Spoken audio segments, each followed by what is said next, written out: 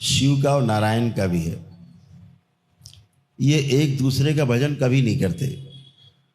ऐसा कहा जाता है कि नारायण शिव का भजन करते हैं, शिव नारायण का भजन करते हैं, ऐसा कभी नहीं होता।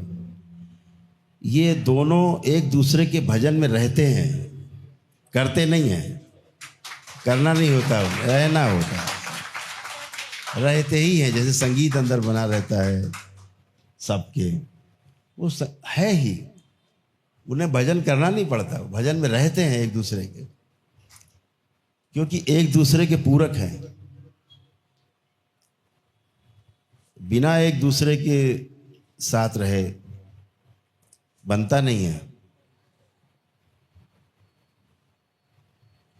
जीवन के साथ साथ नारायण की जो शक्ति है रहती रहती है। जीवन में गड़बड़ी ना होने पाए, इसके लिए शिव की शक्ति रहती है। जो आपके पास है ठीक से आप सदुपयोग कर सकें, ये शिव की शक्ति है। जो आपके पास नहीं है वो उपलब्ध हो जाए, ये नारायण की शक्ति है।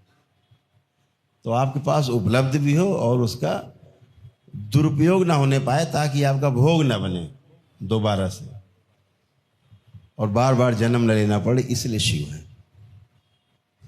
तो दोनों की आवश्यकता इस शरीर यात्रा में पड़ती है। जब अकेले जीना होता है तो खाली शिव से भी काम चलता रहता है आपका। लेकिन अगर समाज के सामने आपको कोई दृष्टांत उपस्थित करना है, कोई उदाहरण प्रस्तुत करना है, तो शिव और शक्ति के साथ साथ नारायण की आवश्यकता भी रहती है।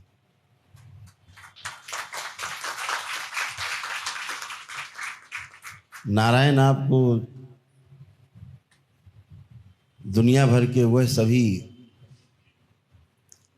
रास्ते खोलते हैं जिन पर आप चल सको, और शिव आपको वो शक्ति देते हैं कि उन रास्तों पर आप निर्लेप होकर चल सको, निर्विकल्प होकर चल सको। आपको कोई लुभा न पाए, लालच में डाल न पाए, मोह में घसीट न पाए, इसके लिए शिव है। तो सभी वैभव देते हैं नारायण। शिव आपको उन वैभव को सदुपयोग कराते हैं, दुरुपयोग से बचाते हैं और दूसरे के भले के लिए भी आपको प्रेरित करते हैं। तो नारायण और जो शिव हैं वो एक दूसरे में अलग ही नहीं कर सकते। आप अपने शरीर से आंखें अलग नहीं कर सकते हैं ही। अब शरीर आंखों के द्वारा देखता है कि मस्तिष्क आंखों के द्वारा देखता है कि आंखें आपको दिखा रही हैं, आप ये कुछ नहीं कह सकते। आंखें जरूरी हैं। आंखों के द्वारा जो पीछे से देख रहा है वो भी जरूरी है, नहीं तो मुर्दा रहेगा। आंखें लगी रहेगी, देखने वाला गायब है। दिखाने वाला भी चाहिए और देखने वाला भी चाहिए। तो दोनों का ऐसे ही मिलन है, दोनों ऐसे ही एक दूसरे के पूरक हैं, कभी एक दूसरे से अलग नहीं हो पाते। इस शरीर में, ये जीवाणुओं से बना हुआ शरीर है।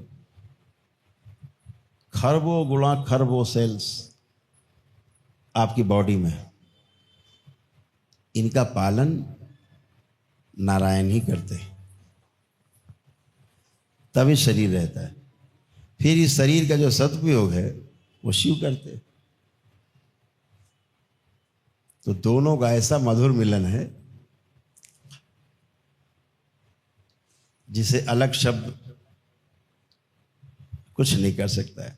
वो एक साथ रहेगा, साथ आते हैं, साथ रहते हैं, साथ ही साथ रहेंगे। कभी विलग नहीं किया जा सकता, हमेशा साथ रहेंगे। तभी जीवंतता है, तभी शरीर और जीवन का जो रूप है एक साथ है, दिखाई देता है। जब जीवन शरीर के साथ होता है किसी, तो वह चलता फिरता दिखाई देता है। जीवन हटा दो तो शव है। इसलिए शिव और शक्ति साथ साथ नारायण का भी रहता ही रहता है, क्योंकि शिव शक्ति तो अलग हो ही नहीं सकते, वो तो हैं ही। लेकिन जो नारायण है वो भी अलग नहीं हो सकते। तो अलग नहीं हो सकते का मतलब साथ ही साथ है, साथ ही होना है। कोई एक किए नहीं गए, एक हैं ही। जो एक किया नहीं गया है कभी, उसे कभी अलग नहीं किया जा सकता है।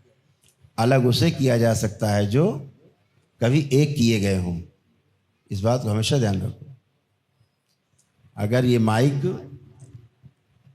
करोड़ों अरबों अणुओं से मिलकर के बना है, परमाणुओं से मिल के बना है ना, इसको तोड़ तोड़ के फिर अलग अलग किया जा सकता है। लेकिन जो है ही, तो उसको आप अलग नहीं कर सकते। हरिहर।